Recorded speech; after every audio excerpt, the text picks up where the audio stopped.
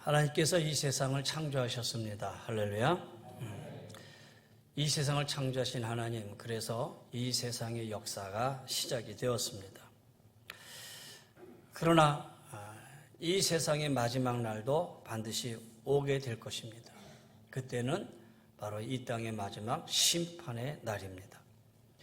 그래서 주님은 나는 알파와 오메가다 이렇게 말씀하셨어요. 다시 말해서 나는 처음이요 마지막이다 라는 거예요. 여러분, 모든 것에 처음이 있습니다. 그리고 모든 것에 마지막이 있습니다. 끝이 없는 거 없습니다. 인생도 마찬가지예요. 이 세상에 태어나면서 우리의 인생, 생이 시작된다면 죽음으로 이 생이 끝나게 돼요. 하지만 이 땅에 우리의 이 생이 끝났다고 해서 다 끝난 것은 아니에요. 죽음은 이 땅에서의 끝이지 이는 또 다른 시작일 수도 있어요. 다시 말해서 영원한 멸망이냐 아니면 영생이냐 이게 다를 뿐, 다시 말해 천국이냐 지옥이냐 그것만 다를 뿐, 인생의 날은 죽음 위에도 이어진다라는 거예요. 그렇다면 여러분, 이왕이면 우리의 인생이 여기의 삶에서 끝나면 어디서 이어져야 돼요? 하나님의 나라 천국에서 이루어져야 되잖아요. 영원한 불못에 던지우는 자, 우리 가운데 한 명도 있어서는 안 된다라는 거예요. 예수님께서 이 세상에 오신 이유가 무엇입니까?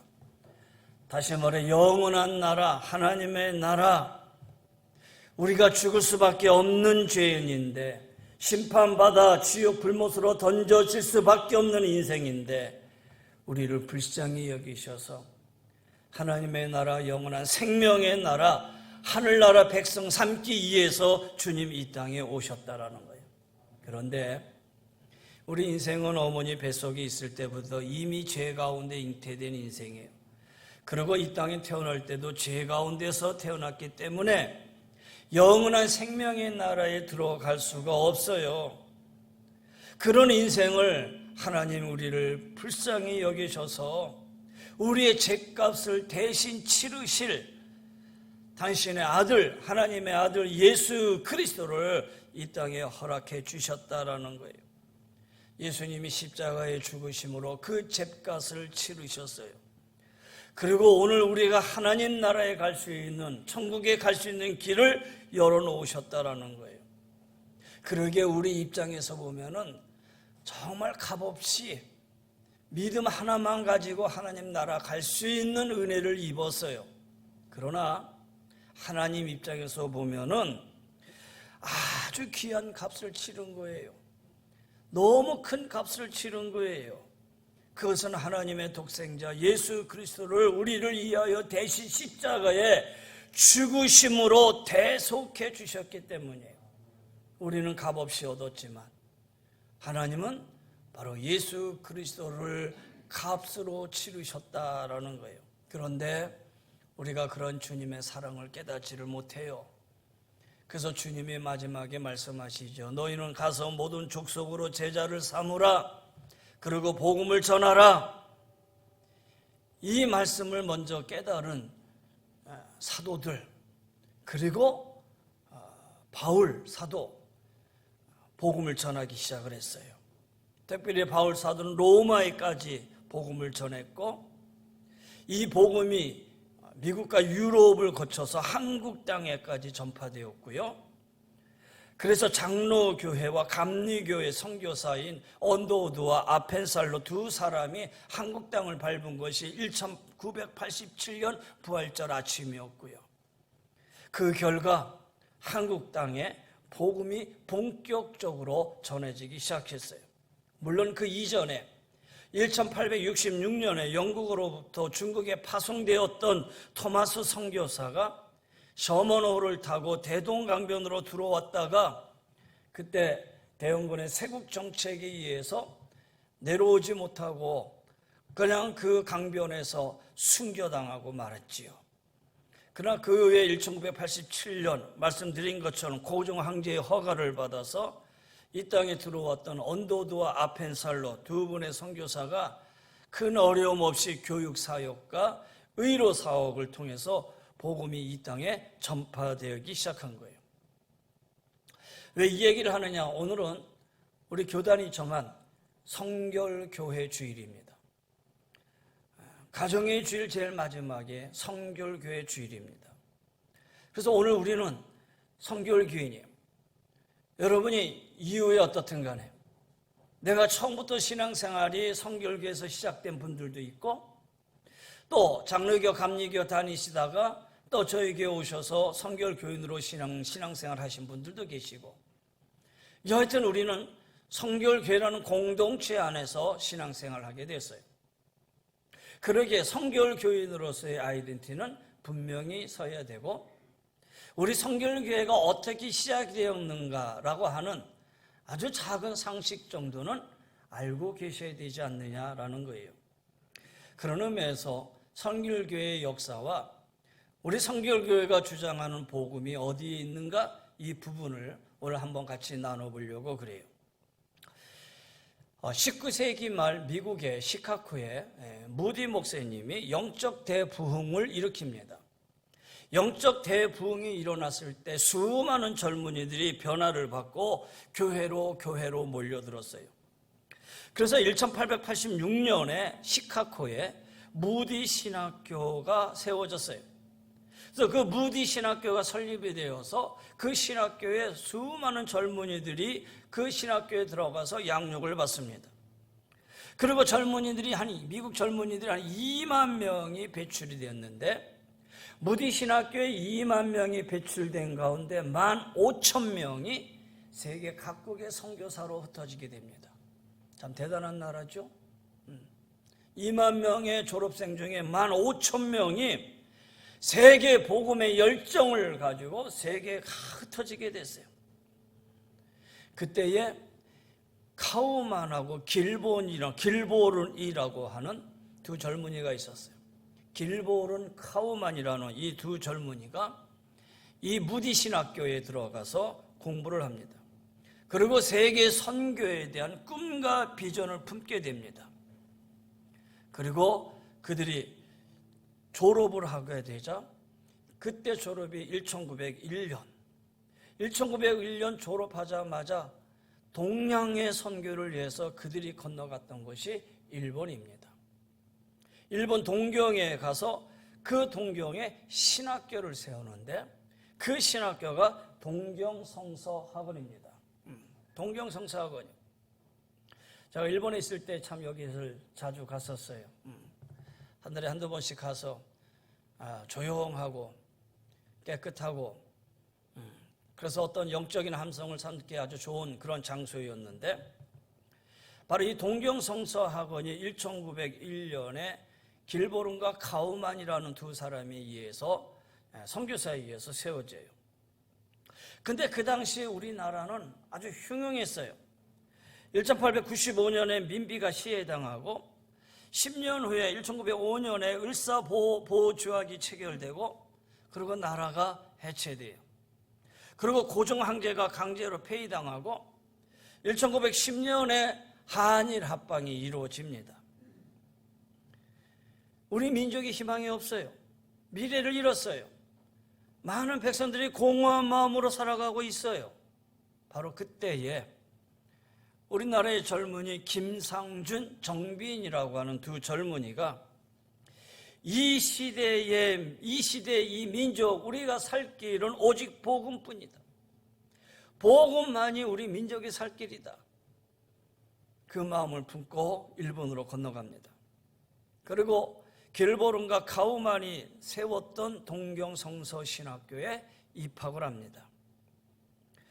그리고 공부를 하면서 성령 체험을 하게 되고, 그리고 그 뜨거운 가슴을 안고 드디어 1907년에 졸업을 합니다. 1907년에 졸업을 해서 바로 서울로 오게 돼요. 지금의 종로입니다. 그 종로에 동양선교회 복음전도관이라는 걸 세웁니다. 동양선교회 복음전도관, 그 기관을 세우고 거기서부터 거리 전도가 시작이 됐어요. 거리 전도를 아주 뜨겁게 합니다. 거리에서 북을 치고 그 다음에 예수 전당 불신 지옥 하면서 아주 단순 전도법으로 전도를 하게 됐어요. 그런데 이 전도가 아주 참 잘 되었어요.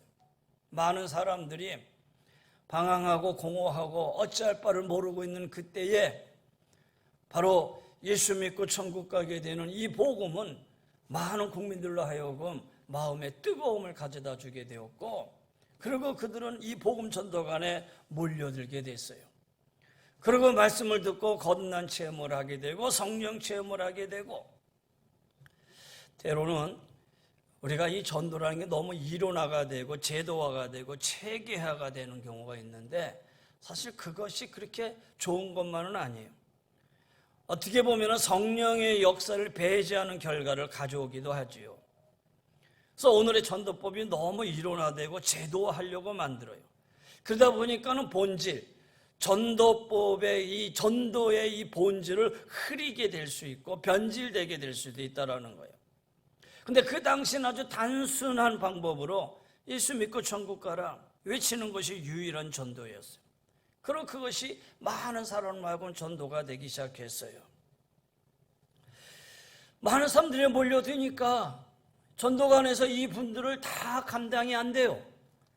그래서 근처에 돌아보아서 있는 장로교, 감리교, 주변에 있는 장로교, 감리교, 이웃교들하고 다 보내주기 시작합니다. 왜? 다 감당이 안 되니까. 다 당신은 동네가 이 교회니까 이 교회로 가시고, 당신은 동네가 여기니까 이 교회로 가시고, 당시 앞에 살려고 언더우드를 통해 가지고 세웠던 장로교, 감리교, 그 교회로 성도들을 다 보내주기 시작했어요.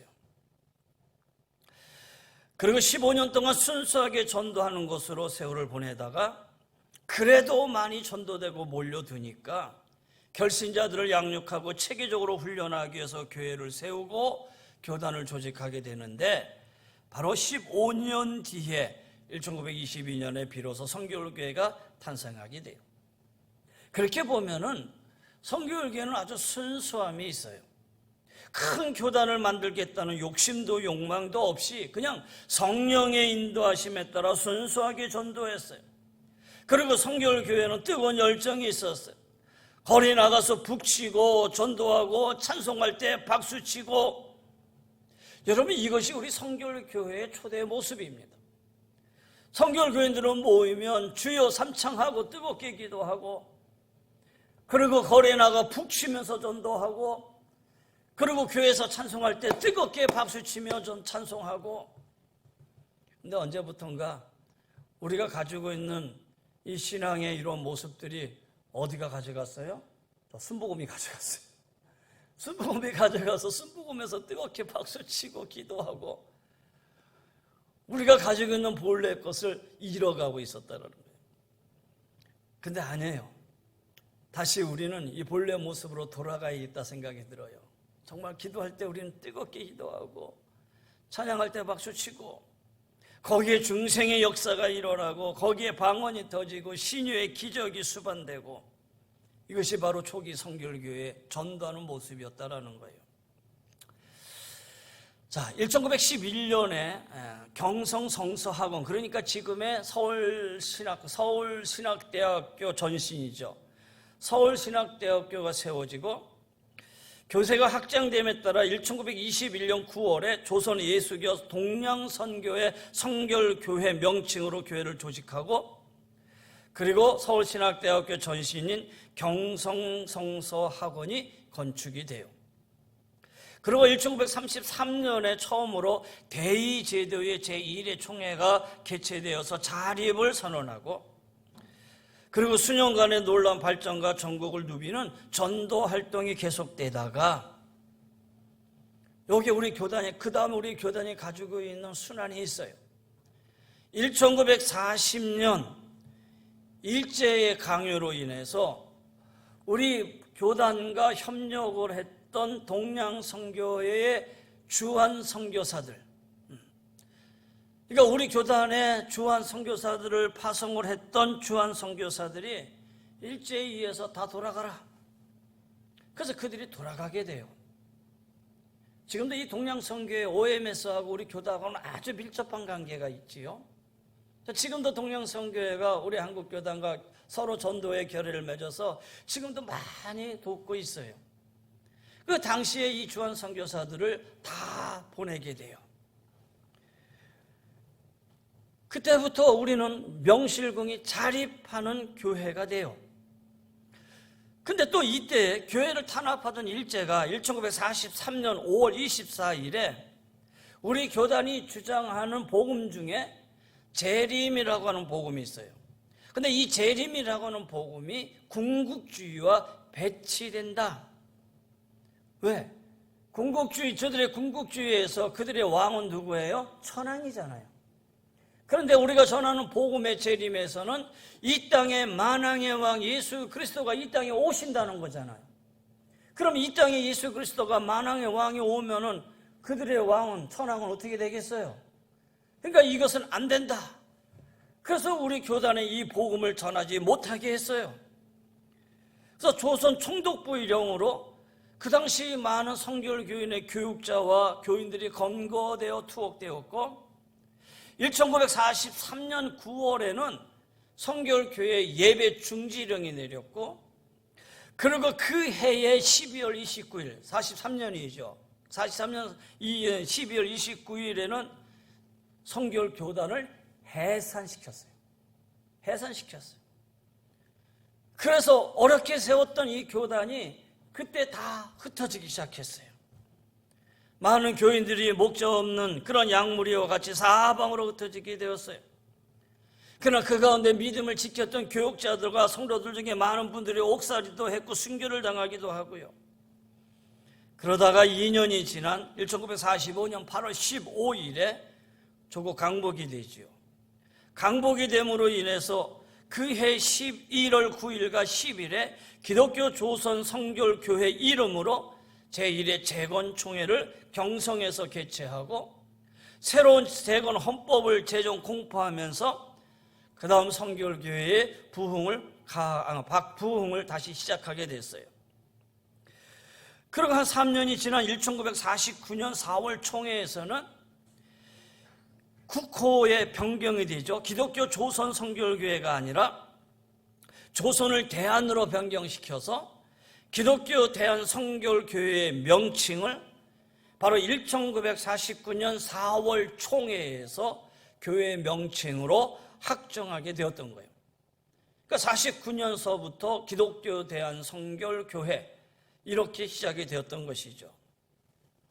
여러분, 우리 성결교회가 다른 교단, 다르다기보다 장로교와 감리교와 또 여러 그 교단들하고 다른 점을 한번 손꼽아 본다면 외국 선교사가 직접 선교해서 시작된 그런 교단이 아니라 처음부터 한국의 두 젊은이가 김상준, 정빈 두 젊은이가 신학교에 입학을 해서 공부를 하고 돌아와서 바로 이분들에 의해서 전도가 시작되었고 그리고 교회가 시작되었다라는 거예요. 그래서 이를 가리켜서 우리 교단을 자생교단이라고 말해요. 자생교단. 이 말은 뭐냐? 한국인에 의해서 세워진 교회. 언더도와 아펜살라가 들어와서 전도함으로 세워졌던 장로교와 감리교와는 달리 김상준, 정빈 이 두 사람의 전도에 의해서 한국 사람에 의해서 스스로 세워진 교단이 바로 우리 성결교단이에요. 성결교회. 그래서 자생교단이다라는 거예요. 한국교회를 통해 한국인을 우리 사람을 통해 시작된 이 교단이 우리 여러 교단 중에 유일한 교단이죠. 그래서 우리 성결교인들은 자부심을 갖는 거예요.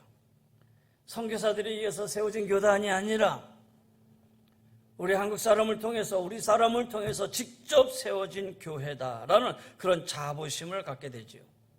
근데 타 교단보다 좀 늦게 시작하다가 보니까는 1921년까지 예수 믿는 모든 사람들을 어디로? 다 타교단으로 보내고 그리고 교단이 강제 해산이 되어서 수년간을 또 교단 없이 떠돌아다니게 되었고 그러다 보니까 우리 선교교단이 당연히 장로교, 감리교보다 약할 수밖에 없었던 것도 사실이다라는 거예요. 그리고 거기에 초창기에 성결교회 전도를 그 이후에, 그러니까 교회가 1945년 시작이 되면서부터 49년 시작이 되면서부터 그 다음에 이제 6.25가 일어나게 되었고, 그때 한국 교단이 많이 또 피폐가 되었고, 그리고 우리 교단에서도 많은 교육자들과 그 다음에 신학 교수들이 북한으로 또 피납돼서 다 끌려가게 되었고, 그리고 이제 해방이 되어서 다시가 수전이 되어서 다시 교단이 시작이 되었을 때에 전도의 목표를 어디에 두고 시작했냐면은 저기 섬, 그 다음에 저 시골교회. 여러분이 알다시피 저 문진경 전도사, 전도부인이죠. 신안의 성결교회가 약 95%잖아요. 그러니까 섬으로만 다니면서 전도를 한 거예요. 다 섬으로만 다니면서. 그러다 보니까 교인들이 도시에 집중되지 아니하고 지방으로 조금씩 모이기 시작되었고, 그러니까 교단이 그렇게 인원적으로 크게 부흥할 만한 그런 기초가 되지 못했다라는 거예요. 그리고 지금까지 왔습니다. 지난주 우리 장로님들과 함께 우리 김연원 장로님하고 장윤기 장로님과 더불어서 우리 교단에 참여하게 됐어요. 116년 차 우리 교단 총회에 우리 참여하게 되었고, 거기서 이제 여러 가지 많은 안건들을 다루게 되었어요. 우리 교단의 지금 해외 선교 활동이 타교단 못지 않습니다. 이런 작은 교회임에도 불구하고 엄청난 해외 선교에 힘을 쏟고 있습니다. 올해 2022년 3월 24일 기준으로 해서 58개국, 278가정, 그리고 529명의 선교사들이 지금 세계 곳곳에 다 흩어져 있어요. 그러고 보면 우리 성결교회를 통해서 하나님의 역사하심이 오늘 여기까지 왔다. 참 감사하지 않을 수가 없어요. 짧은 시간에 긴 역사를 다 말씀드릴 수는 없지만 여러분 아주 중요한 것만 말씀을 드렸어요. 그 다음에 우리가 성결교인으로 꼭 기억해야 할 일이 있어요. 그건 뭐냐? 성결교회의 핵심적인 가르침입니다. 성결교회 헌법의 지도 원리를 보면은 제일 처음에 이렇게 고백이 되어집니다. 우리는 신구약 성경을 경전으로 하되 특히 중생 성결 신유 재림을 성경 해설의 기본으로 한다. 중생 성결 신유 재림, 이 네 가지를 가리켜 다른 말로는 전도 표제다 이렇게 말을 합니다. 전도 표제. 중생, 성결, 신유, 재림, 이것은 우리 교단이 가지고 있는 복음적 요소의 아주 중요한 네 가지 전도 표제예요. 그리고 이것은 우리가 신앙생활하는 데서 가져야 할 아주 중요한 전도적 교리이기도 하고 복음적 교리이기도 해요. 첫 번째 중생, 다른 말로 신생이라고도 그래요. 요한복음 3장에 보면 너 거듭나지 아니하면 하나님 나라를 볼 수 없느니라 그랬어요. 그러니까 육신의 새로운 태어남이 아니라 영으로 새롭게 태어남을 얘기하는 신비한 영적 변화다라는 거예요. 이 중생을 위해서는 하나님 앞에 회개하고 그리고 예수 그리스도를 믿음으로 고백할 그때에 성령의 역사에서 새 생명이 내 안에서 하나님의 자녀로 새롭게 인정받는 것, 이거를 중생이라는 거예요. 그래서 이 중생의 시작을 외적인 표현으로 어느 때 우리가 고백이 되어지느냐? 여러분 많은 사람 앞에서 우리가 세례 받을 때요. 세례는 그냥 받는 거 아니잖아요. 많은 사람 앞에서 나는 예수 그리스도를 믿습니다 라는 고백을 하잖아요. 이런 고백의 시작의 외적인 표현이 세례예요.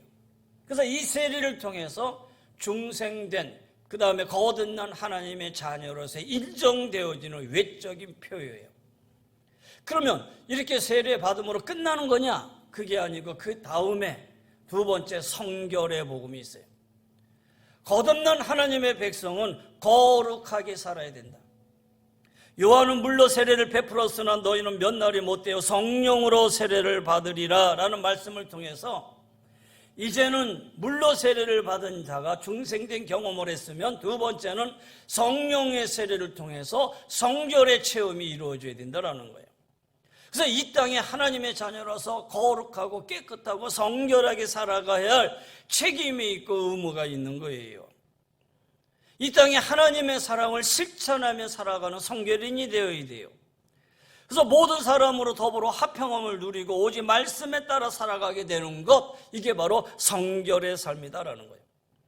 이때부터 내 안에서 성령님이 말씀하신, 성령님이 조명하시고 성령님이 인도해 주신다라는 거예요. 사랑하는 성도 여러분 하나님의 자녀가 되었습니다. 할렐루야. 그러면 이 땅에 하나님의 자녀로서 성결한 삶, 거룩한 삶, 모든 사람과 더불어 화평함을 이루고 성령의 인도하심 속에 살아갈 수 있는 귀한 성도가 되어야 될 줄 믿습니다. 그 다음에 세 번째는 신유입니다. 이것은 하나님의 보호 아래 건강하게 지내는 것을 말하는 거예요. 근데 우리가 때로 병들 수 있잖아요. 그럴 때 우리 성도들은 어떻게 되느냐? 하나님께 기도해야 돼요. 기도함으로 하나님이 고쳐주신다는 믿음 속에서 사셔야 돼요. 그러게 건강하게 살아가는 것과 병에 들었을 때 고침받는 신유의 은사는 우리의 육신을 안전하게 하는 그런 복음이에요. 마가복음 15장에 믿는 자들에게 이런 표적이 따르리니 곧 그들이 내 이름으로 귀신을 쫓아내며 새 방언을 말하고 뱀을 집어올리며 무슨 독을 마실지라도 해를 받지 아니하며 병든 사람에게 손을 얹은 즉 나으리라 그랬어요. 그러기에 병 낫기 위해서 제가 여러분을 위해서 안수하며 기도한다는 것은 이거는 목사로서의 당연한 특권이요 의무요 권리예요. 그렇다고 해서 신유의 은사를 믿는다고 해서 현대의 의학을 부인하는 건 아니에요. 훌륭한 의사 아니면 좋은 약을 통해서 이 모든 것도 하나님이 주신 것으로 믿고 바로 의학을 통해서도 하나님의 고치심이 함께한다는 믿음 속에 서야 돼요. 그래서 성결인의 많은 의사들이 기도하는 가운데 자기가 가지고 있는 이 의술을 통해서 많은 분들을 고쳐내는 일들도 수없이 많이 일어나고 있지요. 신유의 은사입니다. 그 다음에 마지막에 재림입니다.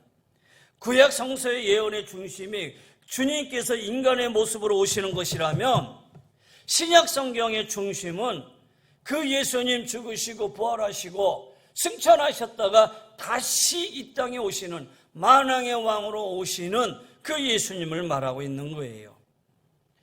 요한계시록을 보면은 내가 속히 오리라 이 말씀을 3번이나 거듭해서 말씀하고 있잖아요. 그래서 우리 성도들이 믿음에 있어서 이 재림을 빼놓는다는 것은 가장 중요한 것을 빼놓는 것과 마찬가지예요. 우리가 오늘날 이 믿음을 지켜 살아가는 이유도 주님 다시 오시는 날 주님 앞에 설 수 있기 위해서예요. 그때 우리는 공중으로 들림을 받게 될 것이고 주님이 새하늘과 새 땅의 통치자로 굳게 서는 날 우리 역시 주님과 함께 새하늘과 새 땅에서 영원토록 함께 살게 될 것이다라는 거예요. 그러기에 우리의 믿음은 중생으로부터 시작해서 재림까지 이어지는 것이고 중생부터 재림까지 이어지는 우리의 인생의 모든 삶을 성결의 삶이라고 말할 수 있는 것이고 그 성결한 삶을 이뤄나가기 위해서 우리의 육체도 건강하게 해야 된다라고 하는 그런 고백이 우리 교단이 가지고 있는 4가지 전도 표제, 복음의 교리다라는 거예요. 그렇다면 우리가 생각할 게 있어요. 이것은 우리는 이미 거듭난 하나님의 백성, 하나님의 자녀로 이 땅에 살고 있어요. 그렇게 세상 사람들로부터 우리가 핍박을 당할 수도 있어요. 우리가 이 세상에 있지만 우리의 소속은 사실 이 세상이 아니고 하나님 나라잖아요. 그래서 우리는 이 세상에 살고 있으면서도 그 어려움과 그 고통을 우리가 인내하며 승리하며 살아가야 된다는 거예요. 예를 들어서 여러분이 외국 여행을 갔다고 쳐요. 여행 중에 내 몸은 외국에 있지만 국적은 어디예요? 대한민국이잖아요. 그래서 다시 돌아오잖아요. 언젠가는. 마찬가지예요. 우리는 지금 이 땅에 살고 있지만 우리의 소속이 하나님 나라이기 때문에 반드시 우리는 하나님의 나라로 주님과 함께 돌아가게 되는 것이고, 그날이 바로 우리 주님이 부르시는 그날, 주님이 이 세상에 다시 오시는 그날이다라는 거예요. 주님이 다시 오시는 그날 우리는 부끄러움이 없이 주님을 맞이할 수 있는, 하나님의 자녀로서 부끄러움이 없이 주님을 맞이하고 살아갈 수 있는 그런 성도의 삶이 거룩의 삶이고 성결의 삶이다라는 얘기예요. 자, 우리 이제 말씀을 정리해 보려고 합니다. 여러분, 우리가 믿는 하나님은 한 분이십니다. 할렐루야. 비록 교회가 다르고 교단이 다르다고 해서 하나님이 달라질 수는 없는 거예요. 달라질 수 있는 건 아니에요. 모두가 한 분 하나님을 믿어요. 그리고 하나님의 자녀로서 살아가기 위해서 우리가 기억해야 될 하나님의 말씀 역시 신구약 성경 하나뿐이다라는 거예요. 다른 거는 있을 수 없어요. 단지 무엇을 더 강조하느냐에 따라서 교회의 정체성이 다를 뿐이라는 거예요. 교회 어떤 걸 강조하느냐 거기에 따라서 다를 뿐이지 다 똑같이 하나님의 말씀 안에서 하나가 되어지는 거예요. 그러니까 우리 성결교회와 다른 교단이 다른 것은 아무것도 없어요. 지금은 많이 이해가 되지만 과거에는 장로교, 감리교만 있고 성결교회 하니까 무슨 이단으로 아는 사람들도 많이 있었다라는 거예요. 근데 아니에요. 전혀 성결교, 감리교, 장로교 다른 거 아무것도 없어요. 뭘 하나 더 강조하느냐 따라서 다른 것 뿐이지 똑같다라는 거예요. 다 복음주의예요. 다시 말해서 하나님의 말씀을 중심으로 해서 살아가는 것 뿐이에요. 거기에 더하거나 뺄 것도 없고 오직 하나님의 말씀대로예요. 하나님께서 오늘 우리에게 주신 말씀에 따라 오늘도 우리가 살아가고 있어요. 그러기에 우리는 서로가 협력해야 되고 서로가 반목해야 할 이유가 없어요. 모두가 그리스도를 머리로 해서 주님이 주시는 말씀에 따라 살아가는 것이고 그 핵심은 바로 사랑이에요. 왜? 하나님은 사랑이시기 때문이에요. 이번에 116차 우리 교단 총회를 하는데도 교단들의 총회장들이 다 와서 축사하고 갔어요. 장로교, 감리교, 나사렛, 순복음 다 와가지고 교단의 그 총회를 축하합니다. 다 축하하고 왔어요. 왜? 복음주의 하나이기 때문이에요. 복음주의 하나이기 때문이에요. 여러분, 오늘 우리 가운데 성령 하나님 함께하고 계십니다. 할렐루야.